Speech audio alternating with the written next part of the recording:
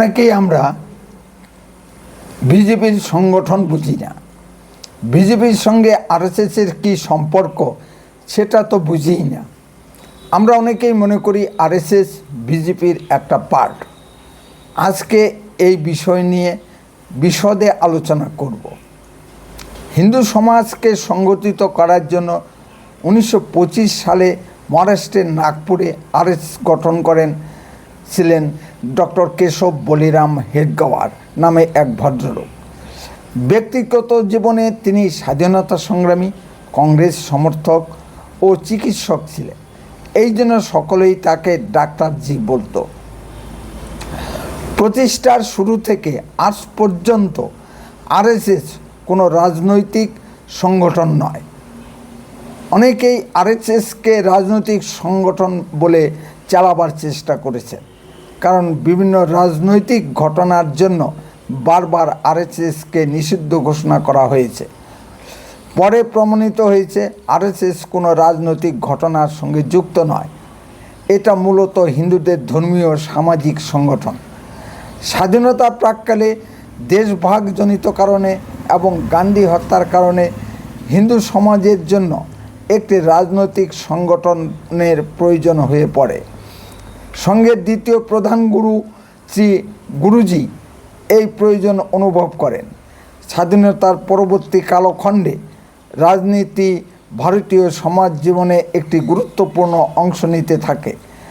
আবার মুসলিমদের হাত থেকে বাংলার হিন্দু সমাজকে রক্ষার জন্য স্যার আশুতোষ মুখার্জির কনিষ্ঠ পুত্র শ্রী শ্যামাপ্রসাদ মুখার্জি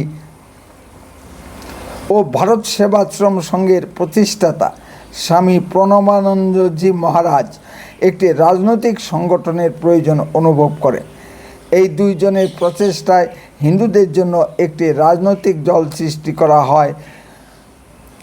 1952 সালে নাম দেওয়া হয় ভারতীয় জনসংঘ।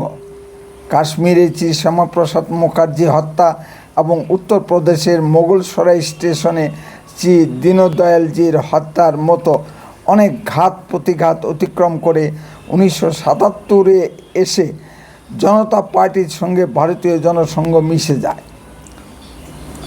1975 সালে জরুরি অবস্থার মধ্য দিয়ে ভারতের সব কংগ্রেস বিরোধী রাজনৈতিক দলকে এক ছাতার তলায় নিয়ে আসে। একমাত্র শ্যামাপ্রসাদ মুখার্জি ছাড়া বিজেপির সকল নেতাই সংঘ থেকে এসেছে। তাই সঙ্গের সঙ্গে বিজেপির একটা আর্থিক যোগাযোগ আছে। বর্তমান আমাদের প্রধানমন্ত্রী মোদিজি এক সময় সংঘের প্রচারক ছিলেন। বিজেপির প্রয়োজনে সংঘ থেকে কর্মী পাঠানো হয়। সংঘ ও বিজেপি বোঝার জন্য এত কথা বললাম।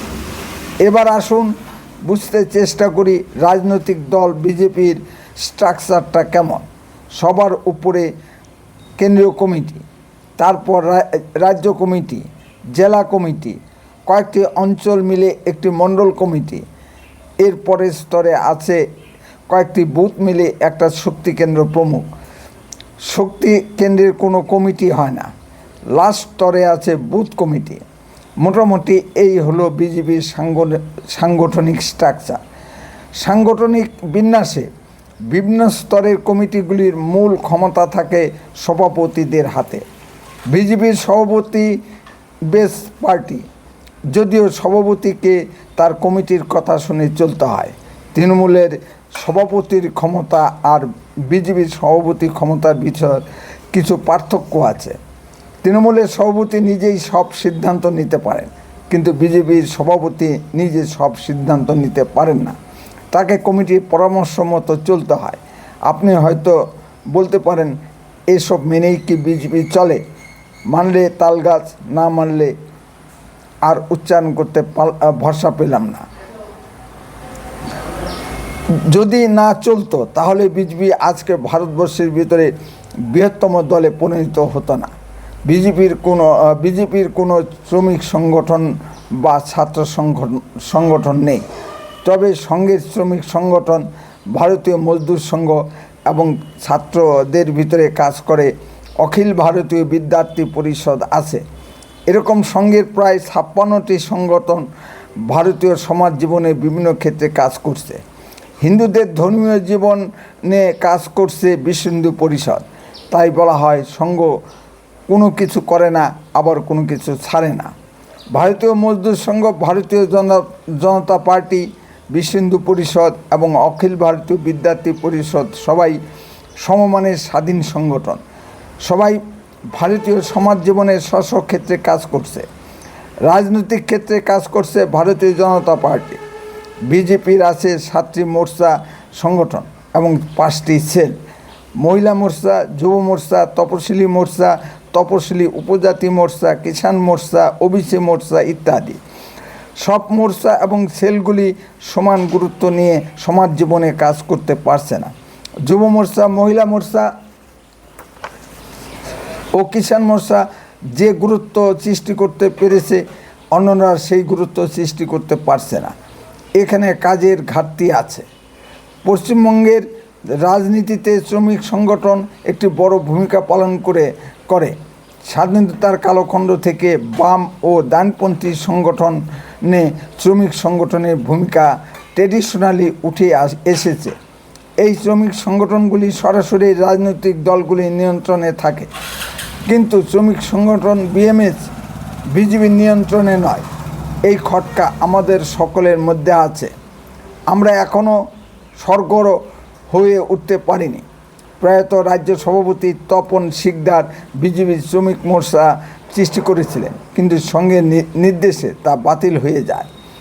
বিভিন্ন অঞ্চলে শ্রমিক সংগঠন করার কাজ চলছে। দেখা যাচ্ছে কিছু সুযোগ সন্ধানী সেখানে ভিড়ে যাচ্ছে। তাদের প্রধান লক্ষ্যই হচ্ছে কিভাবে চাঁদা তোলা যায়।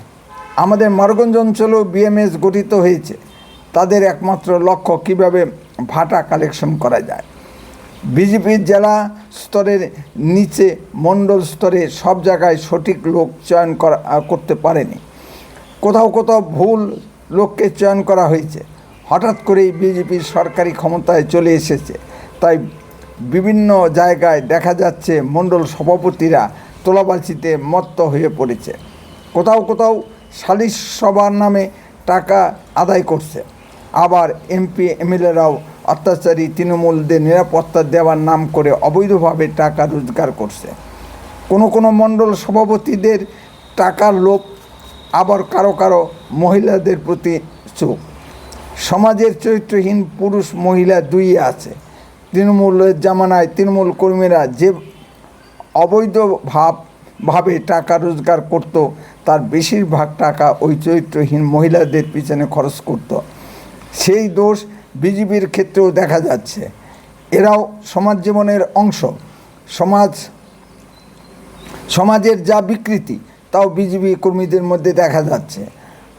আমি জানি জেলার এক মহিলা নেত্রী এই অস্ত্র ব্যবহার করে গাড়ি বাড়ি সব করে নিয়েছে। রাজ্য স্তরে বা কেন্দ্রীয় স্তরে মহিলা নেতৃত্বের কথা বলতে পারবো না, কিন্তু জেলা স্তরের এই চিত্র দেখেছে। মহিলা অস্ত্র ব্যবহার করে কেউ এমএলএ শিপ বা মন্ত্রিত্ব পর্যন্ত বাগিয়ে নিয়েছে। কৈলাস বিজয়বর্গী ও মুকুল রায়রা যখন ক্ষমতায় ছিল, তখন হোটেলে মহিলা পাঠিয়ে নিজের আখের গুছিয়ে নিয়েছে অনেকে। এরকম নজির আমাদের কুচবিহারে বহু আছে। দলে যদি এই অবস্থা হয়, তবে কিভাবে ভদ্রঘরের মহিলারা দলে যোগ দিবে? মহিলা নেতৃত্বের বেশিরভাগ পদ এইসব চরিত্রহীন মহিলারা দখল করে নিয়েছে, কারণ তাদের হাতে প্রচুর সময় আছে। সারাদিন পার্টি অফিসে পড়ে থাকতে পারে, তাতে তাদের কামাইও হয়, আবার নেতৃত্বও ঠিক থাকে। সারাদিন বাড়ির কাজ ফেলে রোজগারের ধান্দায় পার্টি অফিসে পড়ে থাকে মহিলারা। আগে জেলা স্তরে এই সমস্যা দেখা যেত, এখন অঞ্চল স্তরেও এই সমস্যা দেখা দিয়েছে। জানি না এর সমাধান কি আছে। যদি আপনাদের কিছু বলার থাকে কমেন্টে বলুন। আর লক্ষ্য রাখুন উত্তরে কণ্ঠের পর্দায়। অনুগ্রহ করে চ্যানেলটিকে সাবস্ক্রাইব করুন। বন্দে মাতরম। ভারত মাতা কি জয়।